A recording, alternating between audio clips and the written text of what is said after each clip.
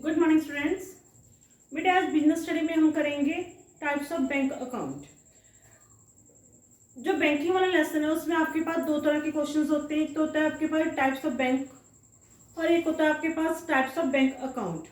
आज जो हम कर रहे हैं वो है आपके पास टाइप्स ऑफ बैंक अकाउंट। बेटे बैंक अकाउंट हमारे पास मेन देखी जाए तो ये 5 तरह के होते हैं। Number 1 saving bank account. Saving bank account उन पर्सन्स का होता है जो बिजनेस नहीं करते, जैसे हाउसवाइफ्स हो गया, मतलब जिनका बिजनेस नहीं है और वो अकाउंट खुलवाना चाहते हैं बैंक में, तो उनका सेविंग बैंक अकाउंट खुलेगा। सेविंग बैंक अकाउंट हम मिनिमम 5 रुपये से खोल सकते हैं और इसमें एक वीक में हम 2 ट्रांजेक्शन्स करवा सकते हैं निकालने के पैसे। दूसरा हमारे पास है current bank account. Current bank account एक बिजनेस का होता है, एक फर्म का होता है, यानी कि जो शॉप के नाम पे खोला जाता है उसे करंट अकाउंट कहते हैं। आपकी कोई शॉप है, आप शॉप के नाम पे अकाउंट खुलवाओगे बैंक में जाके तो वो आपका करंट अकाउंट होगा। करंट अकाउंट में कोई नंबर ऑफ ट्रांजेक्शन्स की जरूरत नहीं है, आप जितनी बार भी चाहो पैसा निकाल सकते हो और पैसा जमा करवा सकते हो। रिकरिंग डिपॉजिट अकाउंट, रिकरिंग मतलब रिकर, बार बार हमें यहाँ पे क्या करते हैं कि मंथली पैसा लगा लेते हैं कि एक मंथ में हम 2000 जमा करवाएंगे, जिसको आप शॉर्ट में आरडी सुना होगा, आरडी। आरडी का मतलब होता है रिकरिंग डिपॉजिट। पर मंथ हम 2000 रुपये जमा करवाते हैं और जब साल कंप्लीट हो जाता है हमारा तो वो पैसे हमें इकट्ठे होके मिल जाते हैं, समथिंग एक्स्ट्रा भी मिलते हैं।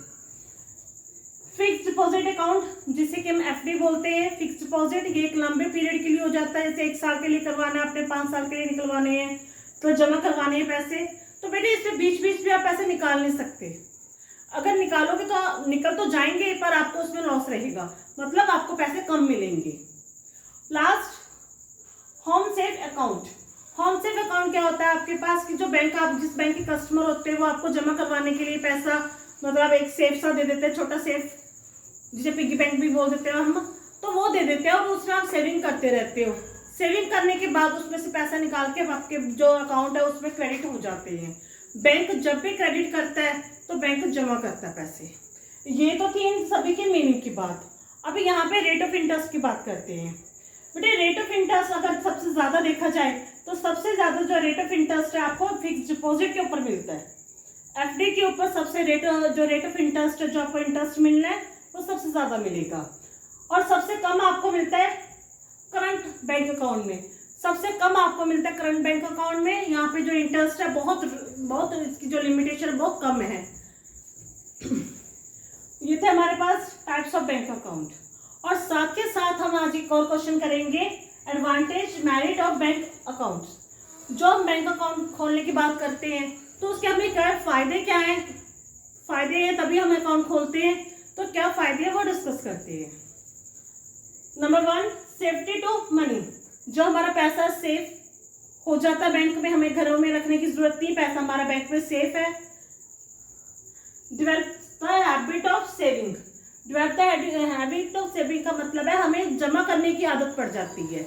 हम देखते क्या होगा, हमें इस महीने 100 रुपये जमा करवाए तो हम अगले महीने भी कम से कम इतना पैसा जमा करवाएं, तो हमें पैसा जमा करवाने की आदत पड़ जाती है।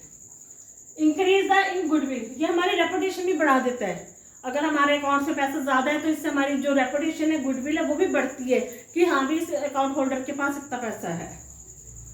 Use of ideal money.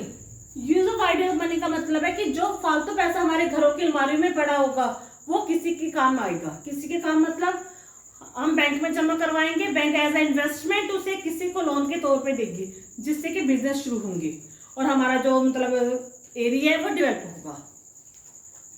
Provide credit information. Bank आपको क्रेडिट इंफॉर्मेशन भी देती है, दूसरे जो आपका कस्टमर उसके बारे में जानकारी भी देती है आपको। Letter of credit. Letter of credit जो कि आपको फॉरेन ट्रेड के लिए बहुत ज़रूरत होती है। फॉरेन ट्रेड का मतलब कि जब आप किसी से माल इंपोर्ट करवाते हो तो बैंक, जो आपका इंडियन बैंक होगा, वो आपको एक लेटर ऑफ क्रेडिट देगा जो कि आप एक्सपोर्टर को भेजते हो। एक्सपोर्टर जो आपको माल भेज रहा है, हम इंपोर्ट करवा रहे हैं, हमें चाहिए और वो वहाँ से भेज रहे हैं, तो आप जो लेटर ऑफ क्रेडिट है वो उन्हें सबमिट करवाओगे कि यही गारंटी होती है आपके पास कि अगर ये अकाउंट होल्डर आपके पेमेंट नहीं करेगा तो बैंक जिम्मेवार है। उसके बाद है facility of making payment. Payment करने में हमारी आसानी हो जाती है, हमें कैश कैरी करने की जरूरत नहीं पड़ती। हमें अगर किसी की पेमेंट करनी है तो हम चेक का यूज करते हैं, चेक के जरिए उनकी पेमेंट कर देते हैं। Last miscellaneous service. मिसलेनियस मतलब आपको कई तरह की फैसिलिटीज देती है, जैसे लोकल फैसिलिटी हो गया, आपका बिल डिस्काउंट करवाना, जैसे हम कल करा था सेकेंडरी फंक्शंस में, वैसे फैसिलिटी भी बैंक अकाउंट में हमें मिलती है। बेटे इसके साथ साथ हम 3 चीजें और डिस्कस करते हैं आज, पे इन स्लिप, विड्रॉल स्लिप और चेक। बेटे जो पे इन स्लिप है, आपने देखा होगा कि जब हम बैंक में पैसा जमा करवाते हैं और एक पर्ची से भरनी पड़ती है, उस पर्ची को हम बोलते हैं पे इन स्लिप, यानी कि जमा करवाने की पर्ची। और जब पैसा निकालना होता है, स्लिप तो हम तब भी भरते हैं, उस स्लिप को हम क्या बोलते हैं, विड्रॉल। विड्रॉल स्लिप यानी कि पैसा निकालने की पर्ची। और चेक, जैसे कि आप जानते हो कि अगर हमने किसी को पेमेंट करनी है तो उसके लिए हम चेक का यूज करते हैं, चेक बुक होती है हमारे पास। और जो बैंक हमें देता है, जिसमें बैंक हमेशा एंट्री करता रहता है, आपको देता है, उसको हम पासबुक बोलते हैं। बैंक जो हमें रखने के लिए बुक कॉपी से देता है उसे पासबुक कहा जाता है। ये जो डॉक्यूमेंट है, 4 नेसेसरी डॉक्यूमेंट है जो बैंक में ज्यादातर यूज किए जाते हैं, हमेशा यूज किए जाते हैं। मतलब पे इन स्लिप पैसा जमा करवाना, विड्रॉल स्लिप पैसा निकालना, चेक पेमेंट करना, पासबुक जिसमें आपकी एंट्रीज करवाई जाती हैं। ये था आपके पास क्वेश्चन, टाइप्स और advantage. Thank you, have a nice day.